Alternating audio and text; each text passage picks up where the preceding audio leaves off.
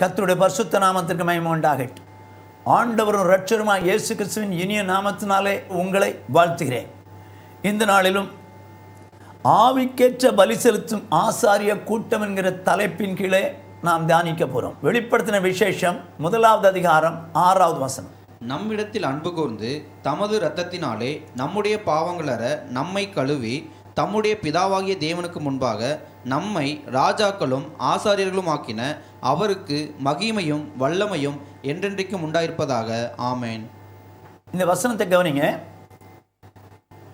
இயேசு கிறிஸ்து தமது இரத்தத்தினாலே நம்மை பாவங்களற கழுவி பிதாவாகிய தேவனுக்கு முன்பாக நம்மை ராஜாக்களும் ஆசாரியர்களும் ஆக்கின அவருக்கே வல்லமையும் மகிமையும் உண்டாகுவதாக. ஆமென் என்று எழுதியிருக்கிறது. அப்படியானால் இயேசு கிறிஸ்து இந்த உலகத்திற்கு வந்தார்.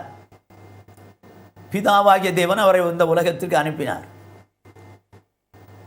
நம்முடைய பாவங்களுக்காக அவர் அடிக்கப்பட்டார், நொறுக்கப்பட்டார், இரத்தத்தினார், மரித்தார், 3ஆம் நாள் உயிரோடு எழும்பினார். அவருடைய குமாரனா இயேசு கிறிஸ்து தேவனுடைய வலது பாசத்தில் உட்கார்ந்து நமக்கு பரிந்து பேசுகிறார். இதெல்லாம் நமக்கு தெரியும். ஆனால் இங்கே என்ன எழுதியிருக்கிறது? அவர் நம்மிடத்தில் அன்பு கூர்ந்து தம்முடைய இரத்தத்தினாலே நம்மை பாவங்களற கழுவி பிதாவாகிய தேவனுக்கு முன்பாய் நம்மை ஆசாரியர்கள் ராஜாக்களும் ஆக்கினார். அப்படியானால் தேவன் பாவத்தோடு கூட வாழ்ந்து கொண்டிருக்கிற மக்களை பிதாவாகிய தேவனுக்கு முன்பாக ராஜாக்களும் ஆசாரிகளும் ஆக்க வேண்டும் என்கிற எண்ணத்தோடு கூட நம்மிடத்தில் அன்பு கூர்ந்து தம்முடைய இரத்தத்தினால் நம்மை கழுவினார். அப்போ எந்த மனுஷன் தன்னுடைய வாழ்க்கையிலே இயேசு கிறிஸ்து எனக்காக அடிக்கப்பட்டார், நொறுக்கப்பட்டார், இரத்தத்தினார், மரித்தார், 3ஆம் நாள் உயிரோடு எழும்பினார் என்று சொல்லி விசுவாசித்து அவரிடத்தில் தன் பாவங்களை மனஸ்தாபப்பட்டு அறிக்கையிடுகிறானோ அவனுடைய பாவங்களை அவர் மன்னிக்கிறவர் மாத்திரமல்ல, வேதம் சொல்லுகிறது இயேசு கிறிஸ்துவின் இரத்தம் சகல பாவங்களை நீக்கி நம்மை சுத்திகரிக்கும் என்று சொல்லி மனஸ்தாபப்பட்டு மன்னிப்பு கேட்கணும்.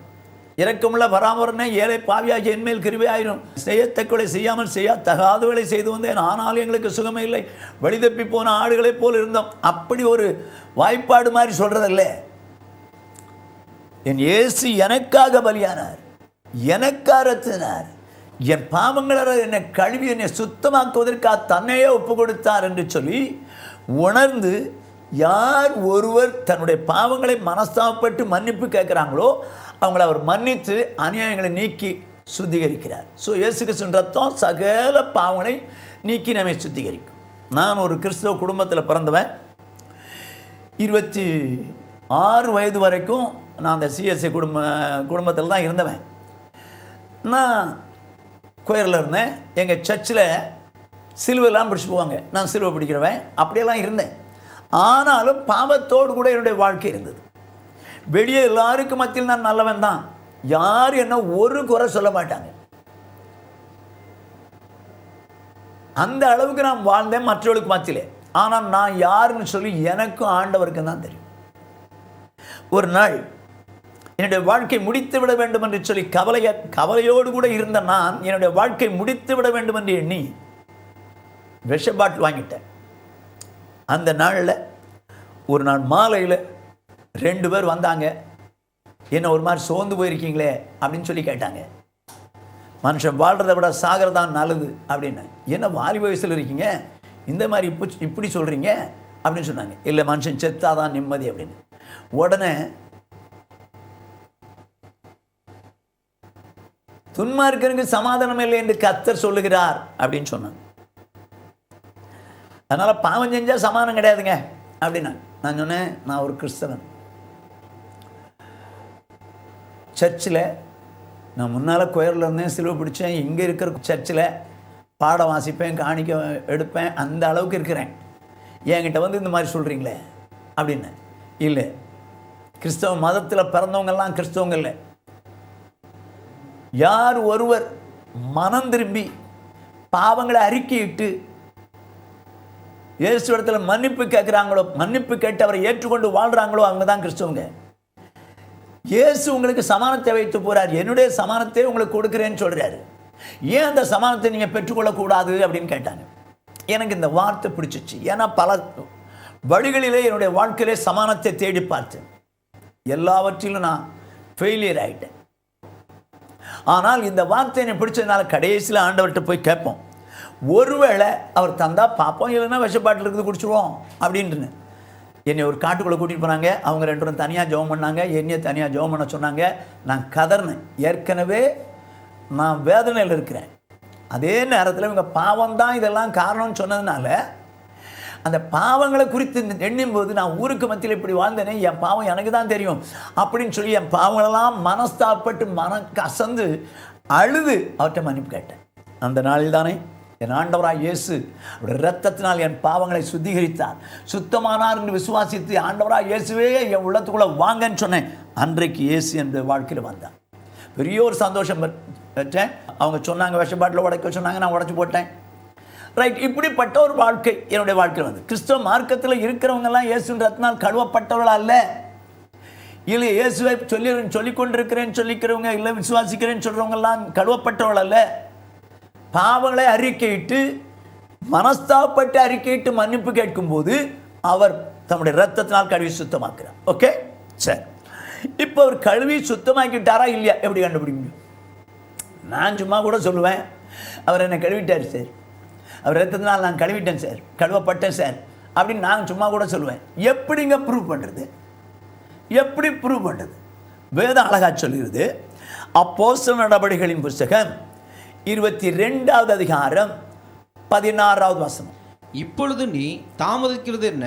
நீ எழுந்து கர்த்தருடைய நாமத்தை தொழுது கொண்டு ஞானஸ்நானம் பெற்று உன் பாவங்கள் போக கழுவப்படு என்றான். அனனியா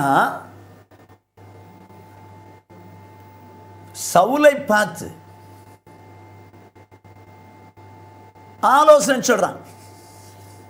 என்னமா, நீ எழுந்திருந்து கர்த்தரை தொழுது கொண்டு உன் பாவம் போகும்படி கழுவப்படும்படிக்கு நீ ஞானஸ்நானம் பெற்றுக்கொள். அப்படியானா இயேசு கிறிஸ்துவின் ரத்தம் சகல பாவங்களை நீக்கி சுத்திகரிப்பது உண்மைதான். ஆனாலும் கழுவப்பட்டதற்கு அடையாளமாக என்ன செய்யணும்னு சொல்றாரு அனனியா? பாவம் போக கழுவப்படும்படி ஞானஸ்நானம் பெற்றுக்கொள். அருமையான தேவஜனமே, மனம் திரும்பி ஞானஸ்நானம் பெற்ற போது நீங்களும் நானும் கட்டாயம் இயேசு நம்முடைய பாவங்களை மன்னித்து விட்டார், கழுவி விட்டார் என்பதை பூர்ணமாக விசுவாசிக்க முடியும். ஆனால் இன்றைக்கு ஆவிக்குரிய சபைகளில் நிறைய இடங்களில் வந்த உடனே ஞானஸ்நானம் கொடுத்துட்றாங்க. எங்க அவங்களுக்கெல்லாம் கழுவப்பட்டவங்க இல்லை, சும்மானாலும் ஞானஸ்நானம் பெற்றுக்கொள்ளணும்னு சொல்லி வந்துடுறாங்க. சுவிசேஷம் சொல்லவும் தெரியல அநேகருக்கு. அதனால் என்ன சொல்கிறாங்க, நீ ஞானஸ்நானம் எடுத்துக்க உனக்கு குழந்தை பிறக்கும், நீ ஞானஸ்நானம் எடுத்துக்க உன் பிள்ளை கல்யாணம் ஆகும், நீ ஞானஸ்நானம் எடுத்துக்க உன் பெரிய பையனுக்கு வேலை கிடைக்கும், நீ ஞானஸ்நானம் எடுத்துக்க கஷ்டம் போகும், வியாதி. எங்கள் இதுவா சுவிசேஷம்? இப்படி சொல்லி கொடுக்குறாங்க. ஞானஸ்நானம் முக்கியம் இல்லைங்க, மனம் திரும்புதல் தான் முக்கியம். மனம் திரும்பின பிறகு ஞானஸ்நானம் முக்கியம். அருமையானவர்களே, 8 4 12 1 முக்கியமா 2 முக்கியமானா நீங்கள் என்ன சொல்லுவீங்க? 2 முக்கியம்னுவீங்க. 2 முக்கியம்னா 2 தூக்கி முன்னால் போடுவோம், 1 தூக்கி பின்னால் போடுவோம். என்ன ஆகும்? ஆன்சர் 21 ஆயிரும், மார்க் முட்டை ஆயிரும். அப்படின்னா 1 தான் முக்கியம். 1 எழுதின பிறகு 2 தான் முக்கியம். கட்டம் எழுதி தான் ஆகணும் 12க்கு. அப்படியே பாவம் மன்னிக்கப்பட்டதற்காக ஞானஸ்நானம் பெற்றுக்கொண்டே ஆகணும். இதை குறித்த அறிவு இன்னைக்கு இல்லாதனால என் ஆண்டவர் என் பாவத்தெல்லாம் மன்னிச்சிட்டார், போ அது போதும், அதுக்கப்புறம் என்ன ஞானஸ்நானம் சொல்லி சில காரியங்கள் எல்லாம் சிலர் என்ன பண்ணுறாங்க, இடறாங்க. தயவுசெய்து இதை கேட்டுக்கொண்டு சௌரனே சௌரியா உன்னுடைய வாழ்க்கைப்பா, நீ இயேசுவின் ரத்தத்தினால கழுவப்பட்டவனா கழுவப்பட்டவளா? அப்படி நீ கழுவப்பட்டவன் என்று சொல்லி எண்ணிருப்பானால் நிச்சயமாய் நீ ஞானஸ்நானம் பெற்றுக்கணும். பாவ மன்னிப்பு கண்டு ஞானஸ்நானம் பெற்றுக்கணும். பேதுரு அப்படிதான் பிரசங்கம் பண்ணார். மனம் திரும்புங்கள், பாவ மன்னிப்பு கண்டு ஞானஸ்நானம் பெற்றுக்கொள்ளுங்கள் தான் சொன்னார்.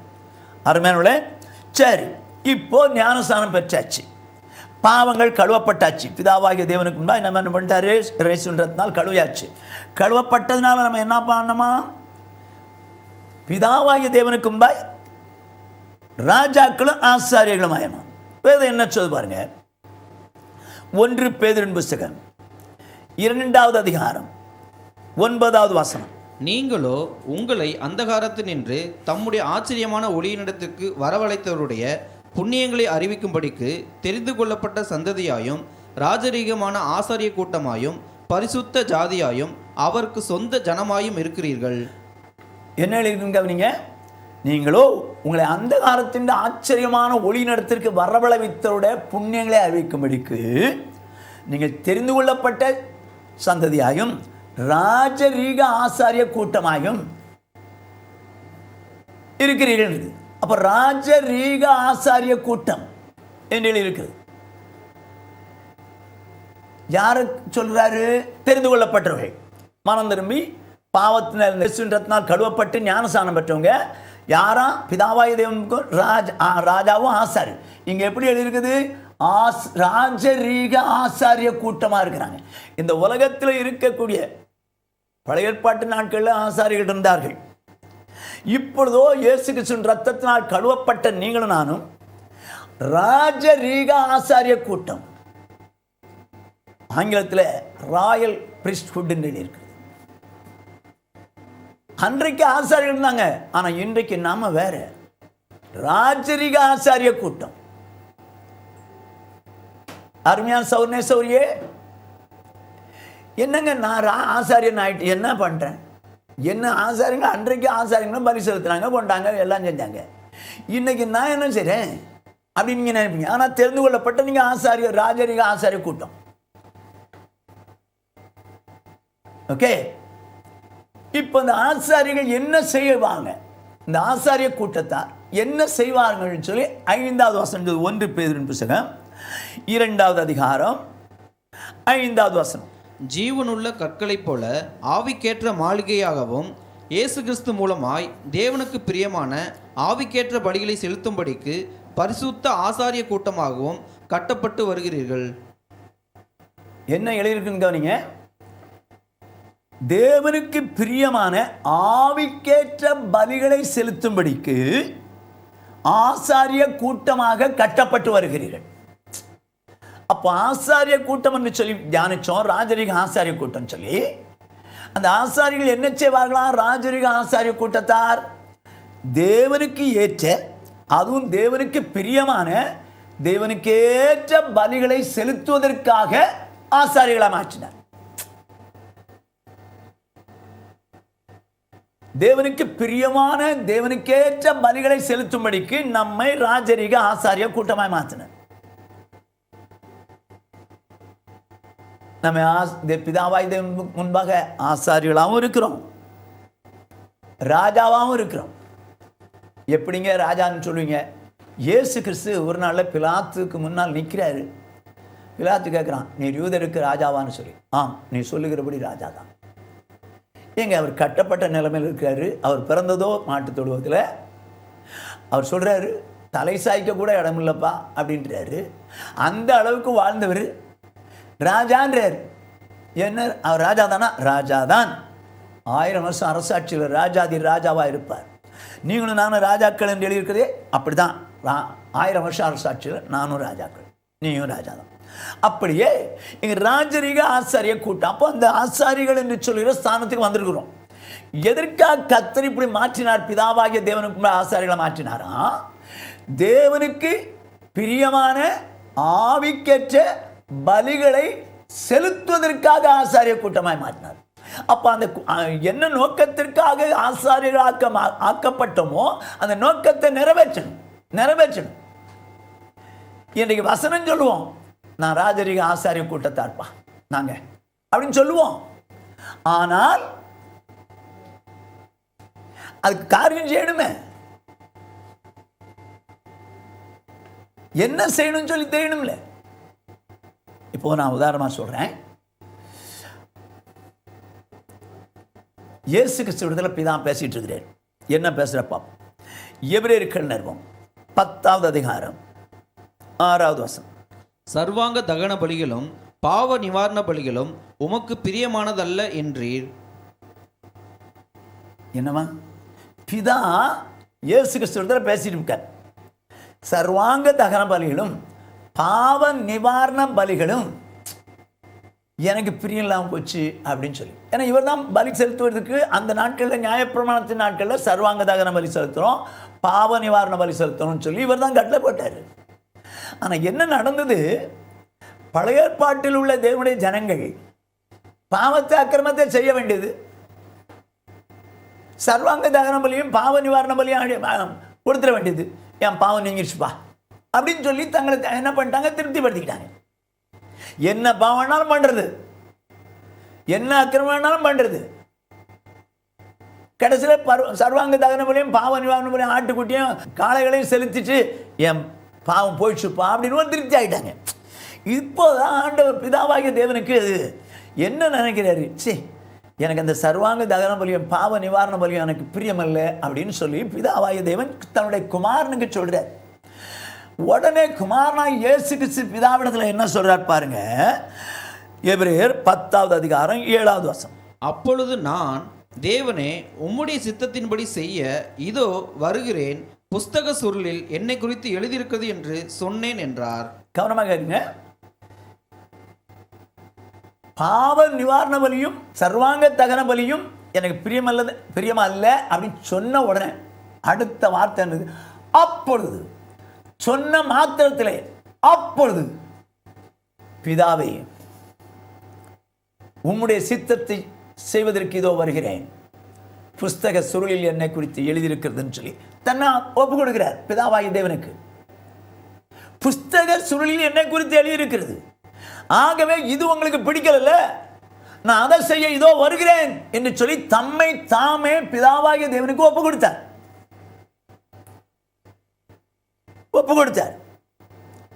இப்ப அவர் தேவ சித்தப்படி அந்த சர்வாங்க தகன பலியோ பாவ நிவாரண பலியோ வேண்டாம் என்று எண்ணின பிதாவுக்கு பிரியமான ஒரு பலி வேணும், அதை செய்வதற்கு இதோ நான் வருகிறேன், என்னை குறித்து எழுதி வச்சிருக்கலவா அப்படின்னு சொல்லி பிதாவிடத்தில் சொன்னார்.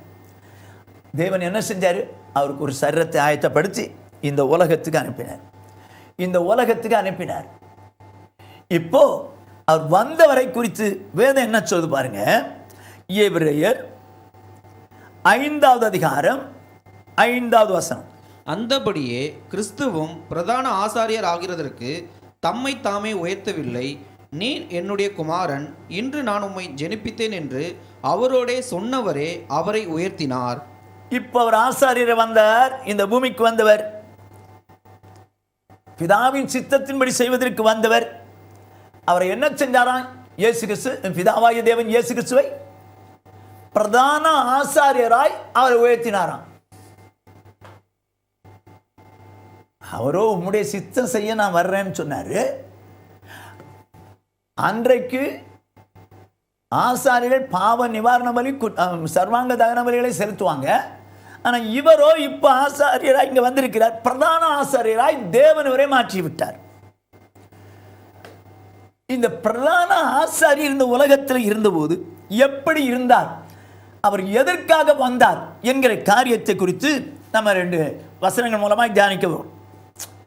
பிரதான ஆசாரியராகிய அவர் எப்படி இருந்தார், அப்ப நீங்களும் நானும் ஆசாரியர்கள், ராஜரீக ஆசாரிய கூட்டத்தார்.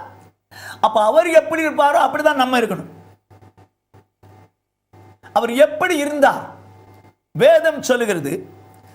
எபிரேயர் நிருபம் 7வது அதிகாரம் 26வது வசனம். பரிசுத்தரும் குற்றமற்றவரும் மாசு இல்லாதவரும் பாவிகளுக்கு விலகினவரும் வானங்களிலும் உயர்ந்தவருமாயிருக்கிற இவ்விதமான பிரதான ஆசாரியரே நமக்கு ஏற்றவராயிருக்கிறார். இவ்விதமான பிரதான ஆசாரியரே நமக்கு ஏற்றவராயிருக்கிறார். அப்ப இந்த பிரதான ஆசாரியர் எப்படி இருந்தாரு, பரிசுத்தராயிருந்தார், குற்றமற்றவராயிருந்தார், மாசு இல்லாதவராயிருந்தார்.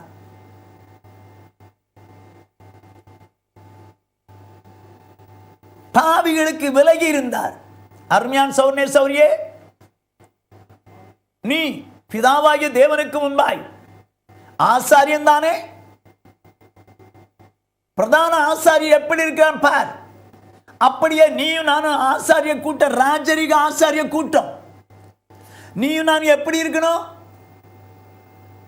பரிசுத்தம் உள்ளவங்களா இருக்கணும், குற்றம் அற்றவங்களா இருக்கணும், மாசு இல்லாதவங்களா இருக்கணும், பாவிகளுக்கு விலகி இருக்கணும். இன்றைக்கு உன்னுடைய வாழ்க்கை யோசித்து பார். நீ பிதாவாகிய தேவனுக்கு முன்பாக ஆசாரியன் தான் இல்லைன்னு சொல்லல, ராஜரீக ஆசாரிய கூட்டமானவன் தான் இல்லைன்னு சொல்லல. ஆனால் உன் வாழ்க்கை எப்படி பாரு. அதுக்கேற்ற மாதிரி ஒரு வாழ்க்கை வாழ வேணாமா? ஒரு ஆசாரி எப்படி இருக்கணும்? பிரதான ஆசாரி அப்படி இருக்காருன்னா ஆசாரியன் அப்படி இருக்கணும் இல்லவா? உன் வாழ்க்கை யோசித்து பார் சௌரனே சௌரிய. உன் வாழ்க்கை பரிசுத்தமா இருக்குதா? ரகசியமா பாவத்தை செஞ்சு கொண்டிருக்கிறான் பார். கேட்டா நான் பிதாவாகிய தேவனுக்கு ஆசாரின்னு சொல்றேன். இல்லை, உன்னை ஏமாத்திக்கிற. பிரதான ஆசாரி தன்னை பரிசுத்தமாக வைத்துக் கொண்டார். என்னிலே பாவம் உண்டு, உங்களை யார் என்னை குற்றப்படுத்த கூடும் சொல்லி கேட்டார். அப்படி பரிசுத்தமா இருந்தாரு. குற்றம் இல்லாத வாழ்க்கை. பிலாத்து சொல்றான், பிலாத்துடைய விசாரணைக்கு முன்னால் நிற்கும் போது சொல்றான், அவரிடத்தில் நாம் யாதொரு குற்றத்தையும் காணவில்லை. ஒரு குற்றம் கூட எதிரி காண முடியாது. மாசு இல்லை, ஒரு சின்ன மாசு கூட இல்லை. அதோடு மாத்திரமல்ல, அவர் பாவிகளுக்கு விலகி இருந்தார். பாவிகளுக்கு விலகி இருந்தார். இன்றைக்கு இந்த பிரதான ஆசாரியுடைய கேரக்டர் நமக்கு அவசியங்க. நம்ம ஆசாரிகள் நமக்கும் கட்டாயம் அவசியம். நம்முடைய வாழ்க்கையை இப்படி வாழணுங்கிற ஒரு வாஞ்சை அவசியங்க. எப்படி வேணாலும் வாழுவோம், நான் ராஜா தான் ஆசாரிய தான் அப்படின்னு சொன்னா ஒத்துக்குவார் ஆண்டவரே?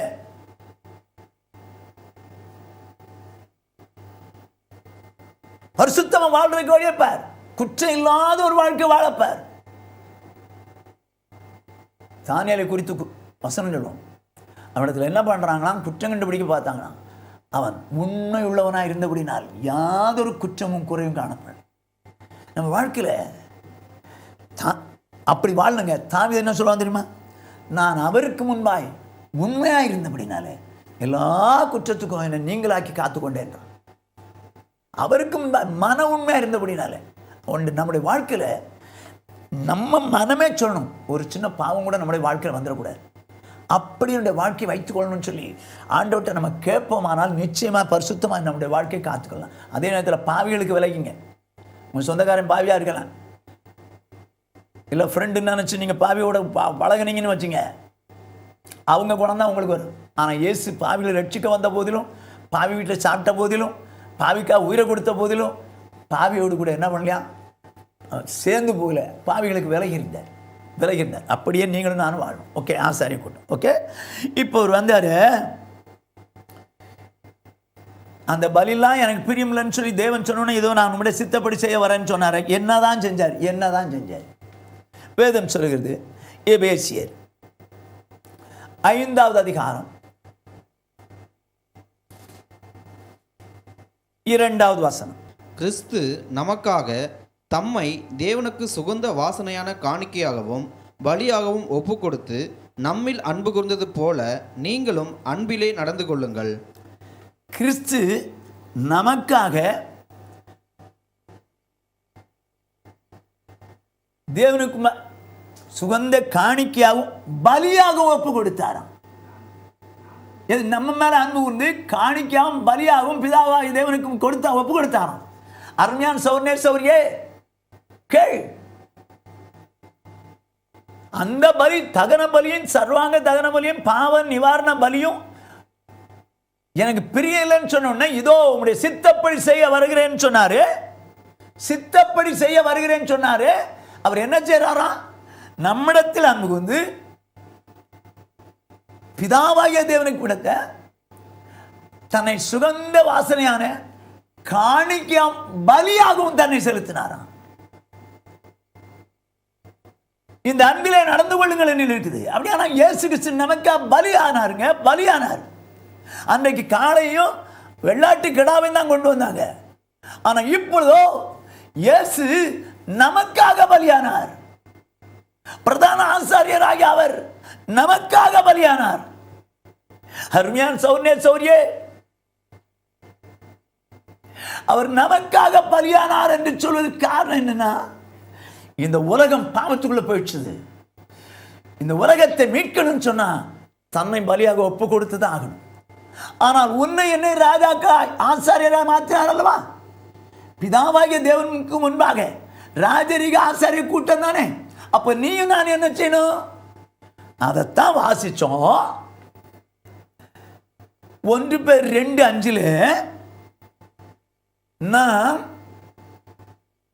ஆவிக்கேற்ற மாளிகையாவும் தேவனுக்கு பிரியமான ஆவிக்கேற்ற பலிகளை செலுத்தும்படிக்கும் பிதாவாகிய தேவனுக்கும் ஆசாரிய கூட்டமாக இருக்கிறோம். அப்படியானால் நம்மை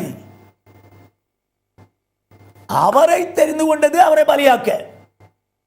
அவர் அதுக்கு ஒப்பு கொடுத்துட்டார். உங்களை என்ன தெரிந்து கொண்டது?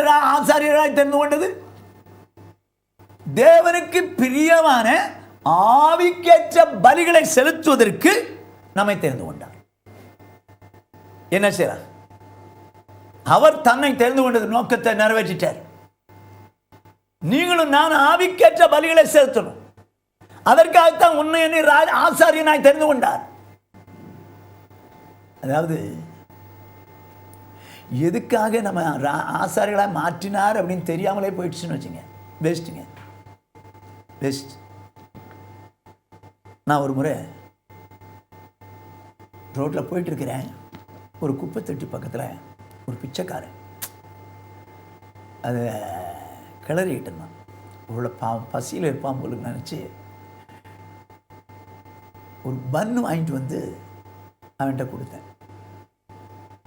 அவன் பசியில் இருப்பான், இவ்வளோ அதுக்காக தான் ஏதோ செய்கிறான் போலுன்னு கொடுத்தேன். அவன் நேரம் அந்த பன்னை எடுத்து என் மேலே தூக்கி எரிஞ்சிட்டான். எதுக்காக கொடுக்கப்பட்டதோ அந்த நோக்கம் அவனுக்கு தெரியல பாருங்க, அதனால தூக்கி எறிகிறான். அப்படியே எதற்காக ஆசாரியராக மாற்றினாரோ அதை தெரியலன்னு வச்சுங்க, நீங்கள் ஆசாரியராக இருந்து வேஸ்ட், தேவனுக்கு முன்பு ஆசாரியராக இருந்து வேஸ்ட். அப்போ எதற்காக தான் தேவன் ராஜரீக ஆசாரிய கூட்டமாக மாற்றினார்னா தேவனுக்கு பிரியமான பலிகளை செலுத்தும்படிக்கு, ஆவிக்குரிய பலிகளை செலுத்தும்படி. அப்படி என்னதாங்க பலி? எபிரேயர் நிருபம் 13வது அதிகாரம் 14வது வசனம். நிலையான நகரம் நமக்கு இங்கே இல்லை, வரப்போகிறதையே நாடி தேடுகிறோம். வேதம் சொல்கிறது நிலையான நகரம் இங்கே இல்லை, வரப்போகிறதே நாடி தேடுகிறோம். அதுதான் நிலையான நகரம். இது பரலோகம். இது நிலையான நகரம் இல்லைங்க. இன்றைக்கு இதுதான் நிலையான நகரம்னு சொல்லி ஜனங்களுக்குள்ள என்ன எண்ணம்? நமக்கு ஆசையை வாங்கி போடு, அதை வாங்கி போடு, கட்டு, அதை பண்ணு, இதை பண்ணு, பிள்ளைகளுக்கு வாங்கி போடு, பேர பிள்ளைகளுக்கு வாங்கி போடு, இதுதான்டா மொத்தத்தில் உலகம், இதுதான் முடிஞ்சு போச்சுன்னு நினைக்கிறாங்க. இல்லை சௌர்ணே சௌரியே, நிலையான நகரம் இங்கே இல்லை, இது அல்ல. வரப்போகிறதே நாடி தேடுகிறோம். வரப்போற பரலோக ராஜ்யத்தை நாடுகிற நீ இந்த உலகம் தான் எல்லாம் நினைக்க கூடாது. சரி, நாடி தேடுகிறோம் சொல்லிட்டு அடுத்த வசனம் என்ன சொல்லுது பாருங்க, 15ஆம் வசனம். ஆகையால் அவருடைய நாமத்தை துதிக்கும் உதடுகளின் கனியாகிய ஸ்தோத்திர பலியை அவர் மூலமாய் எப்போதும் தேவனுக்கு செலுத்த கடவோம். கர்த்தருக்கு மகிமை உண்டாகட்டும். ஆகையால் என்று இருக்கிறது. என்னத்திற்கு? இது உலகம் நமக்கு பெர்மனண்டாக கிடையாது, டெம்பரரியாக வாழ போகிறோம். நிலையான நகரம் அங்கே இருக்குது. ஆகவே அதை நாடி தேடுகிறனா என்ன செய்யணுமா? உதடுகளின் கனியாகிய ஸ்தோத்திர பலியை, அவரை துதிக்கும் உதடுகளின் கனியாகிய ஸ்தோத்திர பலியை அவர் மூலமாக எப்போதும் தேவனுக்கு செலுத்த கடவுள். அப்படியானால் தேவன் அவரை துதிக்க வேண்டும் என்று சொல்லி விரும்புகிறார். ஸ்தோத்திர பலி, ஆவிக்குரிய பலி என்ன? முதலாவது ஸ்தோத்திர பலி செலுத்துகிறவர்களாக இருக்க வேண்டும். வேதம் என்ன சொல்லுகிறது? 1 தெசலோனிக்கேயரின் புத்தகம் 5வது அதிகாரம் 18வது வசனம். எல்லாவற்றிலேயும் ஸ்தோத்திரம் செய்யுங்கள், அப்படி செய்வதே கிறிஸ்து இயேசுவுக்குள் உங்களை குறித்து தேவனுடைய சித்தமாய் இருக்கிறது. கர்த்தருக்கு மகிமை உண்டாகட்டும். எல்லாவற்றிலும் ஸ்தோத்திரம் செய்யுங்கள், இதுவே உங்களை குறித்து தேவனுடைய சித்தமாய். அப்படின்னு அர்த்தம் என்ன? ஆவிக்கேற்ற பலியாகிய ஸ்தோத்திர பலியை செலுத்தணும். ஆனால் என்ன எழுதியிருக்கிறது? எல்லாவற்றிலையும் தேவனை ஸ்தோத்திரிக்கணும், எல்லாவற்றிலும் தேவனை ஸ்தோத்திரிக்கணும். அருமையான சௌர்ணே சௌரியே, இன்னைக்கு ஸ்தோத்திரம் ஸ்தோத்திரம் ஸ்தோத்திரம் சொன்னா அநேருக்கு என்னென்ன சும்மா ஸ்தோத்திரம் விடுறாங்க ஐயா. எதுக்கு தேவையில்லாம ஸ்தோத்திரம் ஸ்தோத்திரம் சொல்லணும்? எங்க எல்லாவற்றுக்கான தேவனை ஸ்தோத்திரிக்கணுங்க. எல்லாவற்றுக்கான உனக்கு நல்லது நடந்தாலும் தேவனை ஸ்தோத்திரிக்கணும். உனக்கு தீமையானதே நடந்தா கூட தேவனை ஸ்தோத்திரிக்கணும். எல்லாவற்றுக்கான தேவனை ஸ்தோத்திரிக்கணும் சொல்லி வேதம் சொல்லுது. அது தேவனுக்கு ஏற்ற பிரியமாக ஆவிக்கேற்ற பலி. நம்ம இன்னைக்கு அதிகமா தேவனை ஸ்தோத்திரிக்கிறது இல்லை.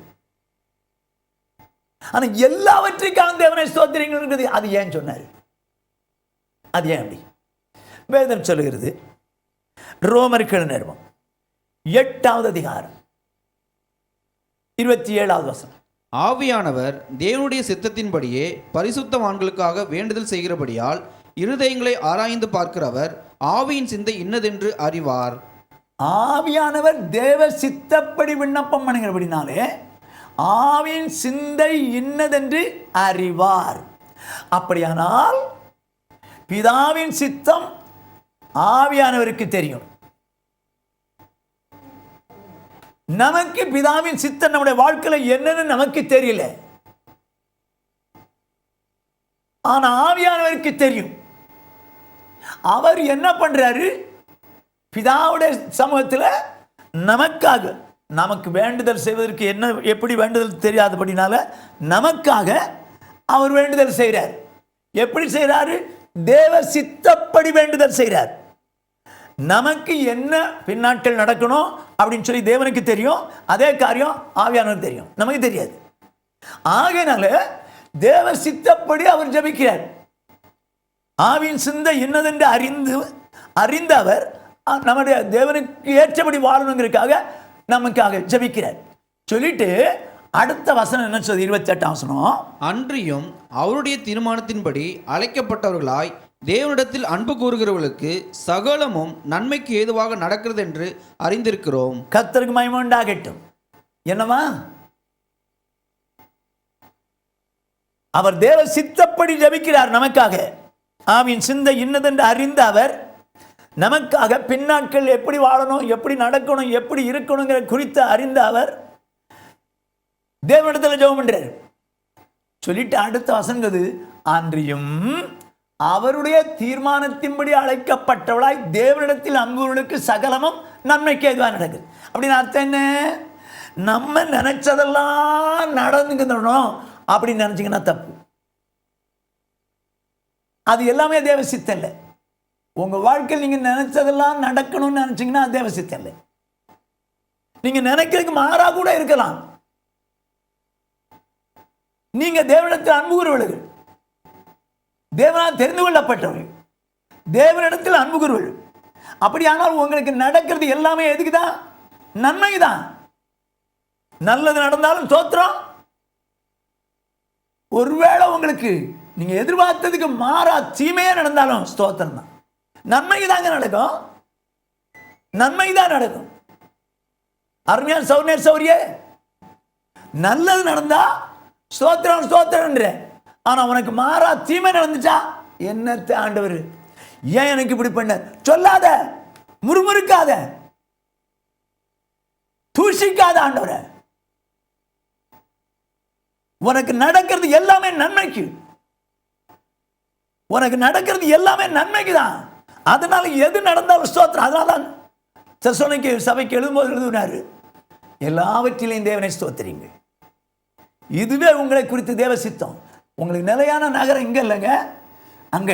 ஆகவே நீங்களோ நானோ நமக்கு என்ன நடந்தாலும் எல்லாவற்றிலையும் தேவனை ஸ்தோத்திரிக்கணும். ஏன் அப்படின்னா தேவன் உங்களுக்குரிய காரியத்தை சரியா உங்களுக்கு நீங்க எதிர்பார்த்ததை செஞ்சிருந்தாலும் ஸ்தோத்திரம், எதிர்பாராததை செய்திருந்தாலும் ஸ்தோத்திரம். ஏன்னா எல்லாமே நன்மைக்கு எதுவாக நடத்துவார். நான் உங்களுக்கு உதாரணத்தோடு சொல்றேன். உபாகமம் 8வது அதிகாரம் 15வது வசனம். உன்னுடைய பின் நாட்களில் உனக்கு நன்மை செய்யும் பொருட்டு உன்னை சிறுமைப்படுத்தி உன்னை சோதித்து கொள்ளிவாய் சர்ப்பங்களும் தேள்களும் தண்ணீர் இல்லாத வறட்சியும் உள்ள பயங்கரமான பெரிய வனாந்தர வழியாய் உன்னை அழைத்து வந்தவரும் உனக்காக பாறையான கண்மலையிலிருந்து தண்ணீர் புறப்பட பண்ணினவரும் வேதம் சொல்றதை கவனிங்க. உன்னுடைய பின்னாட்களிலே உனக்கு நன்மை செய்யும்படிக்கு உன்னை சிறுமைப்படுத்தி, 4 பேருக்கு மத்தியில் உன்னை சிறுமையாக்கிட்டார். ஐயோ, எல்லாருக்கும் மத்தியில் என்னை கேவலமா நினைக்கிற அளவுக்கு ஆக்கிட்டாரு. சிறுமைப்படுத்தி சோதித்து, இந்த ஸ்டேஜில் நீ எப்படி இருக்கான்னு சொல்லி சோதித்து, கொள்ளிவாய் சர்ப்பங்கள், தேள்கள், தண்ணீர் இல்லாத பயங்கரமான வறட்சி உள்ள வனாந்தரங்களின் வழியாக அழைத்து வந்தாராம். அப்படின்னு அர்த்தம் என்ன? உன் வாழ்க்கையில சிறுமை வந்ததும், உன் வாழ்க்கையில சோதனை வந்ததும், உன் வாழ்க்கையில சர்ப்பத்தை போல போராட்டங்கள், தேள்களை போல போராட்டங்கள், ஐயோ வறட்சியான வாழ்க்கை, என் நிம்மதியற்ற ஒரு நிலைமையில் இருக்கேன்னு சொல்லி ஒரு நிலைமை வந்தாலும் ஏன் வந்து தெரியுமா? என் வேதம் சொல்லுது, பின்னாட்களிலே உனக்கு நல்லது செய்ய. நீ வேணா சொல்லுவ, பட்டக்காலே படுது, கெட்ட குடியே கெடுதுங்கிற மாதிரி எனக்கு தான் இப்படி நடக்குதுப்பா, எனக்கு தான் இப்படி நடக்குது. எவனோ எப்படியா இருக்கிறான், அவன்லாம் நல்லா இருக்கிறான், ஆனா எனக்கு தானே இப்படி இருக்குது. சொல்லாத, உனக்கு நடக்கிறது எல்லாமே நன்மைக்கு. இன்னைக்கு என்ன நடக்கும் தெரியுமா? இன்னைக்கு நீ தப்பா நினைக்கலாம், ஆனா உனக்கு பின்னால நல்ல சரிக்காத்தான் இன்னைக்கு இந்த வழியை அவனை அழைச்சு போறார். இந்த வழியை அவனை அழைச்சு போறார். எங்க அம்மா, நான் சின்ன பையனா இருக்கும்போது எனக்கு வேப்பங்குழுந்து மஞ்சள் அரைச்சி கொடுப்பாங்க, தண்ணியில் கலக்கி கொடுப்பாங்க. ஒரு டம்ளர் குடிக்கணும், மாதத்துக்கு ஒரு தடவை தருவாங்க. அதை அரைச்சிக்கிட்டு இருக்கும்போதே எங்களுக்கு வேதனை வந்துடும், நான் ஓடி போயிடும். நான் சின்ன பையன், 4வது படிக்கிற பையன், ஓடி போயிடுவேன்.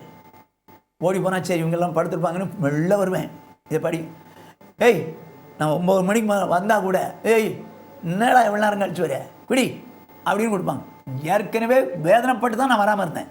ஆனால் இப்போ அதை கட்டாயம் குடின்னு கட்டாயப்படுத்துறாங்க. என்னம்மா நீங்கள் இப்படி செய்கிறீங்களேன்னு சொல்லி நான் வேதனைப்பட்டு அவங்கள சொல்லுவேன். ஆனால் எங்கள் அம்மா ஏன் கொடுத்தாங்க தெரியுமா?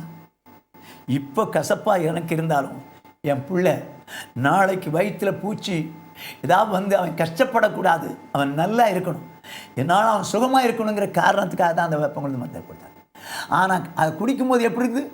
இவங்கெல்லாம் என் அம்மா தான் இருங்க, கசப்பு கடைஞ்சு இதை கொடுத்து குடிக்க வைக்கிறாங்கன்னு வேதனைப்படுறேன். ஆனால் எங்கள் அம்மாவுக்கு தெரியும் என் பிள்ளை சுகமாக இருக்கட்டும். அப்படியே சௌரியே யோசித்துப்பார். உன் பின்னாட்கள் உனக்கு நன்மை செய்வதற்காகத்தான் கர்த்தர் இப்படிப்பட்ட சூழ்நிலையில் உன்னை அழைத்து போகிறார். இன்றைக்கு கூட உன் வாழ்க்கையில் பிரச்சனையோடு கூட உட்கார்ந்துருக்கிறாய், யோசித்துப்பார். வேதனையோடு கூட உட்கார்ந்துருக்கிறாய், யோசித்துப்பார். என் பிள்ளைகளால வேதனை, என் புருஷனால வேதனை, என் மனைவியால வேதனை, ஐயோ என் வேலையில வேதனை, படத்தில் வேதனை, யோசிச்சுட்டு இருக்கியா? உனக்கு பின்னாட்களில் நன்மை நடக்க போகுது. ஆண்டவரே, நீ செய்த எல்லாவற்றுக்காக நான் ஸ்தோத்திரிக்கிறேன் ஆண்டவன் சொல்லு. எல்லா சூழ்நிலையும் ஸ்தோத்திரிக்கிறேன்னு சொல்லு.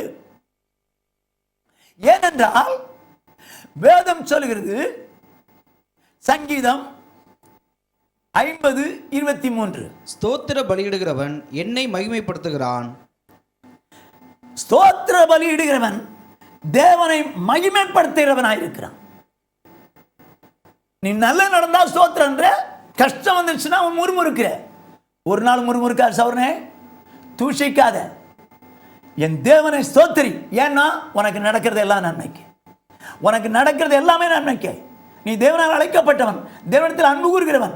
ஆகவே உனக்கு நடக்கிறது எல்லாமே நன்மைக்கு, பின்னால் உனக்கு நன்மை செய்ய போறார். ஆகவே இன்றைக்கு சூழ்நிலைகள் மாறா இருந்தாலும் தேவனை அவன் ஸ்தோத்திரிக்கிறேன்னு சொல்லி எல்லா சூழ்நிலையும் தேவனை ஸ்தோத்திரி. யோபுவை குறித்து சாத்தான் ஆண்டவர்கிட்ட சொல்லுவான், அவன் விருதாவா அவன் சேவிக்கிறான், நீங்கள் அவனை உங்கள் கையை நீட்டி தொட்டு பாருங்க, அவன் தூஷிக்கிறானோ இல்லையா பாருங்க. இப்போ தேவனை பாருங்க, தேவனை தூஷிக்க வைக்கணுங்கிறது தான் சாத்தான் எண்ணம், முறுமுறுக்க வைக்கணுங்கிறது தான் சாத்தான் எண்ணம். ஒரு நாள் அப்படி செய்யக்கூடாது. இந்த யோபுவுக்கு 10 பிள்ளைகள் ஒரே நாளில் செத்து போனாங்க, அவன் ஆஸ்தியெல்லாம் ஒரே நாள் அழிஞ்சிச்சு. எல்லாரும் சொல்கிறாங்க, என்ன சொல்கிறான், என் தாயின் வயிற்றிலிருந்து நிர்வாணியாய் வந்தேன், நிர்வாணியாக போகிறேன்.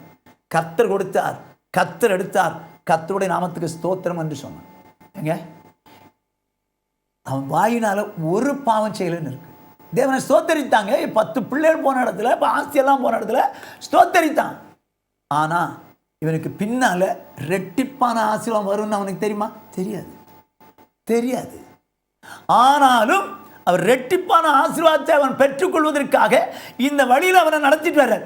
இந்த வழி அவனுக்கு விரோதமான வழியாக இருந்தாலும் அந்த இடத்துல கர்த்தரை துதிக்கிறவனாக இருந்தான். அருமையான சௌர்ணே சௌரியே, உன் பின்னாட்கள் உனக்கு நன்மை செய்ய போறார்.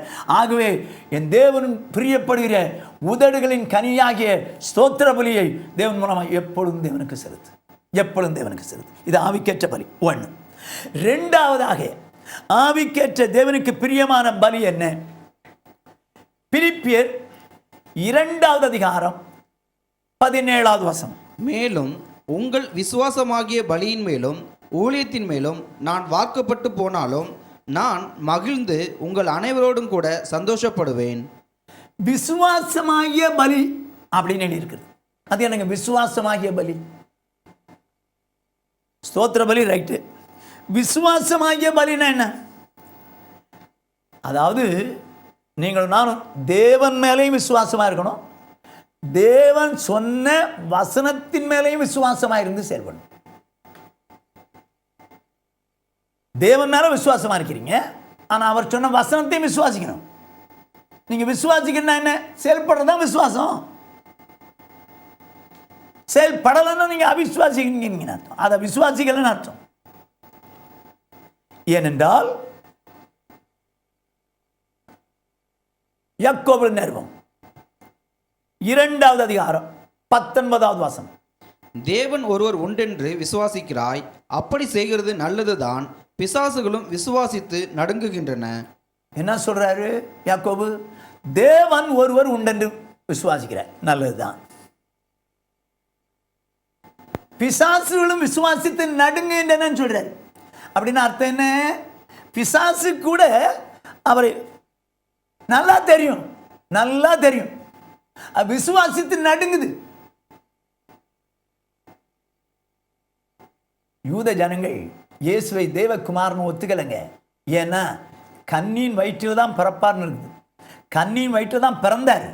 ஆனால் கன்னியின் வயிற்றில் பிறந்த பிறகு மரியாளுக்கு 4 பையங்களும் மற்ற பெண் பிள்ளைகளும் இருந்தாங்க. ஆகையினால யூதர்கள் என்ன நினைச்சாங்க? 4 பையங்க இருக்கிறாங்க, அவங்க கூட பிறந்த சௌரியர்கள் இருக்கிறாங்க, ஆகவே இவர் எப்படி தேவகுமாரனா இருக்க முடியும்? கன்னியின் வயிற்றில் தானே வந்திருக்கணும், கன்னியின் வயிற்றில் வரலையேன்னு சொல்லி அப்படிதான் நினைச்சு அவரை ஒத்துக்க மாட்டேன்ட்டாங்க. ஆனா இயேசு தேவகுமாரன் சாத்தானுக்கு தெரியுமா? தெரியும். உன்னதமான தேவனுடைய குமாரனே இயேசுவை அவன் விசுவாசிக்கிறான். அதனால அவன் தேவனுடைய ஒரு ராஜ்யத்துக்குரியவனா? தேவனை விசுவாசிட்டு போதுமா? பிசாசு கூட விசுவாசிக்குதுன்னு சொல்றாரு. பிசாசு விசுவாசிக்குதுங்க. விசுவாச பலி அவசியம். ஒன்று, தேவனை விசுவாசிக்கணும். 2, என்ன சொல்றார் பாருங்க, அடுத்த வசனம் 20. வீணான மனுஷனே, கிரியைகள் இல்லாத விசுவாசம் செத்ததென்று நீ அறிய வேண்டுமோ? கிரியை இல்லாத விசுவாசம் செத்தது. நீ தேவனை விசுவாசிக்கிறாய். எனக்காக தேவகுமாரன் வந்தார், அடிக்கப்பட்டார், நொறுக்கப்பட்டார், ரத்தினார், மரித்தார், 3ஆம் நாள் உயிரோழும்பினார், நான் மறந்துருமேன், பாவங்களெல்லாம் அறிக்கையிட்டேன் அப்படின்னு சொல்லி விசுவாசித்து ரைட், பாவத்தெல்லாம் விடுதலை ஆகிட்டேன்ற. ஓகே, நல்லது. இதோடு மட்டும் இல்லை, கிரியையில காமிக்கணுமா? விசுவாசத்தை கிரியையில காமிக்கணுமா? அது என்ன கிரியையில காமிக்கிறது? தேவனை விசுவாசிக்கிற, அப்படியான அவர் சொன்ன வசனத்தை கிரியையில காமிச்சு விசுவாசிக்கணுமா? விசுவாசித்து கிரியையில காமிக்கணுமா? அதுதான் விசுவாச பலி. அப்படியானா ஆண்டவர் சொன்ன எல்லா வசனங்களுக்கும் நீ கீழ்ப்படிவாயானால் நீ விசுவாச பலி செலுத்துகிறவன். ஆவிக்கேற்ற பிரியமான தேவனுக்கு பிரியமான பலி என்ன தெரியுமா? விசுவாச பலி. தேவனை விசுவாசிக்கிறாய் சௌரனே சௌரியே, உண்மைதான். ஆனா தேவன் சொன்ன வசனத்தை விசுவாசிக்கிறான் பார். இன்னைக்கு இது கடினமான உபதேசம். யார் இதை கேட்பாங்கன்னு சொல்லி அநேக வசனங்களை நீ விசுவாசிக்காம செயல்படாம போயிட்டியே. யோசித்துப்பா. தேவனிடத்தில் அன்பு கூறுவர்களுக்கு எந்த வசனமும் கடினமா இருக்காதுங்க. அப்படிதான் 1 யோவான் 5:3 சொல்லும். உன் வாழ்க்கையில ஏன் வசனத்து இப்படி வாழ முடியல?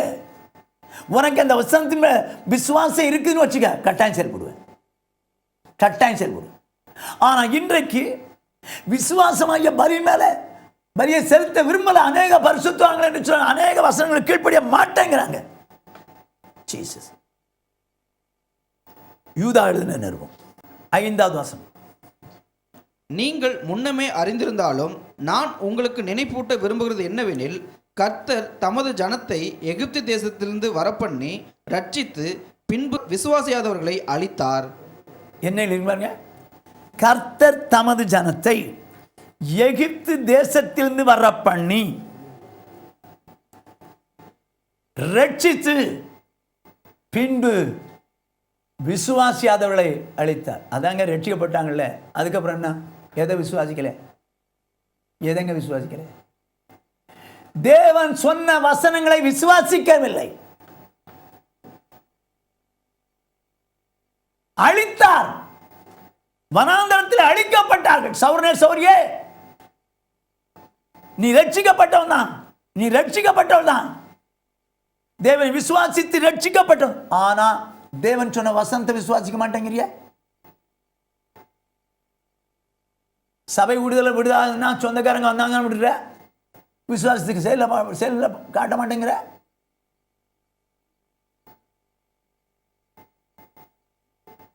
புறம்பான அலங்கரிப்பு கூடாது, பொன்னினாலும் வெள்ளினாலும் விலைவேற பெற்ற வஸ்திரத்தினால் அலங்கரிக்க கூடாதுன்னு சொன்னா அதெல்லாம் விசுவாசிக்க மாட்டேன், அதெல்லாம் செயல்படுத்த மாட்டேன்னு சொல்லி நிற்கிற. கடன் வாங்கக்கூடாதுன்னா கடன் வாங்கிட்டு இருக்கிற. என்னம்மா விசுவாசம்? என்ன பிரதர் விசுவாசம்? உங்க விசுவாசம் பிசாசு தான் தேவகுமார்னு விசுவாசிக்குது, அதனால பரலோகத்துக்கு போகுது. உன் விசுவாச பலிங்கிறது தேவகுமார் இயேசு விசுவாசது உண்மைதான். கிரியையில காட்டு, கிரியையில காட்டு. ரட்சித்தாரு, பின்பு விசுவாசியாதவர்கள் அழித்தார். என்ன விசுவாசிக்கல? அன்றைக்கு சொன்ன தேவன் சொன்ன வசனத்தை விசுவாசிக்கிறாங்க, அழிச்சிட்டாரு, அழிச்சிட்டாரு. இன்னைக்கு நீயும் நானும் ஆண்டவர் சொன்ன வசனத்துக்கு நடுங்கிறவங்களா இருக்கணும். நீ விசுவாச பலியை செலுத்தணும், விசுவாச பலி செலுத்தணும். விசுவாச பலி செலுத்தணும்னா எந்த வசனத்துக்கு? பைபிள் படிக்கிறீங்களா? எதுக்கு படிக்கிறீங்க? இல்லை சர்ச்சுக்கு போய் வசனம் கேட்குறீங்களா? எதுக்கு கேட்குறீங்க? பைபிள் படித்தா அதன்படி வாழ்றதுக்கு ஒப்பு கொடுத்துரு, அதான் விசுவாச பலி. சபைக்கு போய் கேட்டால் அதன்படி வாழ ஒப்பு கொடு, அது விசுவாச பலி. எத்தனை பேரை மன்னிக்காம உட்கார்ந்துருக்கிற? மன்னிக்கணும்னு சொல்லி வசனம் சொல்லுவா, அதன் விசுவாசத்தை கிரியையில காமி. அந்த வசந்த விசுவாசத்தை கிரியையில காமி. வேதம் சொல்லுது, எபிரேயருக்கு நிருபம் 3வது அதிகாரம் 7வது 8வது வசனம். ஆகையால் பரிசுத்த ஆவியானவர் சொல்லுகிறபடியே இன்று அவருடைய சத்தத்தை கேட்பீர்களாகில், வனாந்தரத்திலே கோபமூட்டின போதும் சோதனை நாளிலும் நடந்தது போல உங்கள் இருதயங்களை கடினப்படுத்தாதிருங்கள். என்ன சொல்றாரு? வனாந்தரத்திலே கோபமூட்டியது போல உங்க இருதயத்தை கடினப்படுத்தாதீங்க. பரிசுத்த ஆவியானவர் இன்று உங்களுக்கு சொல்லுகிறபடி. சௌரனே சௌரியே, நீ வேதத்தை படிக்கும் போது ஆவியானவர் உனக்கு காரியங்களை உணர்த்துகிறார். இந்த வசந்த கீழ்படி, இந்த வசந்த கீழ்படின்னு. சபை விடுதலுக்கு போகும்போது கர்த்தருடைய ஆவியான ஊழியக்காரர் மூலமா அவனோடு கூட பேசுறார், இந்த வசந்தப்படி வாழு வாழுன்னு சொல்லி. ஆனால் ஆவியானவர் இன்று உனக்கு சொல்லுகிறபடி அந்த வசந்துக்கு நடுங்கிறவனாயிருக்கு. சொன்ன உடனே நான் கீழ்ப்படுறேன் ஆண்டவரே, மரியாதை போல இதோ நான் ஆண்டவருக்கு அடிமை, உடைய வார்த்தையின் மேல் எனக்கு ஆகட்டும் என்று சொல்ற அளவுக்கு வாழு. அப்போதான் நீ விசுவாச பலியை செலுத்துறேன்னு அர்த்தம். இது தேவனுக்கு பிரியமான ஆவிக்கேற்ற பலிப்பா. செய்யலைன்னா ஒன்றும் செய்ய மாட்டாரு. விசுவாசியாதவர்களை அழித்தார் இருக்கு. விசுவாசியாதவர்களை அழித்தார். வேதம் என்ன சொல்றீங்களா? வெளிப்படுத்தின விசேஷம் 21:8 பயப்படலும் அவிசுவாசிகளும் நரகத்தில் தள்ளப்படுவார்கள், அக்கினி கடல்ல. அது என்ன அவிசுவாசி? ரட்சிக்கப்படாதவனை குறித்து சொல்லுங்க. வேதத்தை விசுவாசியாத அவிசுவாசி, வேதத்தை விசுவாசித்து செயல்படாத அவிசுவாசியத்தான் சொல்றது நரகத்தில் தள்ளப்படுவார். எபிரேயருக்கு நிருபம் 11வது அதிகாரம் 5வது 6வது வசனங்கள். விசுவாசத்தினாலே ஏனோக்கு மரணத்தை காணாதபடிக்கு எடுத்துக்கொள்ளப்பட்டான். தேவன் அவனை எடுத்துக்கொண்டபடினாலே அவன் காணப்படாமற் போனான். அவன் தேவனுக்கு பிரியமானவன் என்று அவன் எடுத்துக்கொள்ளப்படுவதற்கு முன்னமே சாட்சி பெற்றான். விசுவாசம் இல்லாமல் தேவனுக்கு பிரியமாயிருப்பது கூடாத காரியம். ஏனென்றால் தேவனிடத்தில் சேருகிறவன் அவர் உண்டென்றும் அவர் தம்மை தேடுகிறவர்களுக்கு பலன் அளிக்கிறவர் என்றும் விசுவாசிக்க வேண்டும். வேதம் சொல்றது கவனிங்க. ஏனோக்கு தேவனுக்கு பிரியமான சாட்சி பெற்றான். எடுத்துக்கொள்வதற்கு முன் எப்படி சாட்சி? விசுவாசத்தினாலே தேவனுக்கு பிரியமானவன் சாட்சி. கிரியையில காமிச்சாங்க, தேவனோடு கூட சஞ்சரிக்கிறான், ஒரு நாள் காணப்படாமல் போயிட்டான். அவர் சொன்ன எல்லா வசனத்துக்கும் கீழ்ப்படிந்தான். தேவனுக்கு பிரியமாக சாட்சியை பெற்றவனாய் அவன் எடுத்துக்கொள்ளப்பட்டான். அருமையான சௌர்ணே சௌரிய, நீ தேவனுக்கு பிரியமான ஆவிக்கேற்ற பலி செலுத்தணுமா? 1, ஸ்தோத்திர பலி செலுத்து. 2, விசுவாசமாகிய பலியை செலுத்து. தேவனை விசுவாசிக்கிற நீ வசனத்தின்படி வாழ்றதுக்கு ஒப்புக்கொடு. கர்த்தர் நிச்சயமாய் தேவனுக்கு முன்பாய் ஆசாரியனாய் இருக்கக்கூடிய ஒன்றை நிச்சயமாக ஆசீர்வதித்து கர்த்தருடைய நாளிலே எடுத்துக்கொள்வார். கண்களை மூடி கர்த்தரை நோக்கி பார்ப்போம். எங்களை நேசிக்கிற எங்கள் மகா பரிசுத்தமுள்ள எங்கள் பரலோக பிதாவே, உம்முடைய பரிசுத்தமுள்ள நாமத்தை வாழ்த்தி ஸ்தோத்திரிக்கிறோம். கிருபை இரக்கமுள்ள தேவனே, ஆண்டவரே, தேவனுக்கு பிரியமான ஆவிக்கேற்ற பலி ஸ்தோத்திர பலி என்றும் விசுவாசமாகிய பலி என்றும் நாங்கள் அறிந்தோம். ஆண்டவரே தேவனே, எங்கள் வாழ்க்கையில் நாங்கள் எப்பொழுதும் தேவனுக்கு எல்லாவற்றிலும் ஸ்தோத்திரம் செலுத்தத்தக்கதான கிருபைகளை கட்டளையிடுவீராக. ஏன்னா எங்களுக்கு நடக்கிறது எல்லாமே நன்மைக்குப்பா. ஆகவே அப்படி செய்யுங்க. அதோடு மாத்திரமல்ல ஆண்டவர், விசுவாசமாகிய பலியை நாங்கள் செலுத்தட்டும். ஆண்டவரே தேவனே, உண்மை விசுவாசிக்கிறது உண்மைதான். நீங்கள் சொல்கிற வசனத்தின்படி வாழாமல் போயிட்டா அந்த வசனத்தை விசுவாசிக்காத மாதிரி ஆயிரும்பா. அந்த விசுவாச பலியை செலுத்த வேண்டிய நாங்கள் ஆண்டவர் ஏதோ என்ன சொல்லுது அப்படியே வாழ்ந்து விடுவதற்கு, விசுவாசித்து செயல்படுவதற்கு எனக்கும் எங்களுக்கும் கிருபைதாங்க. நீங்கள் விரும்புகிற விசுவாச பலியை செலுத்தட்டும். இயேசு கிறிஸ்துவின் இன்ப நாமத்தில் பிதாவே, ஆமென்.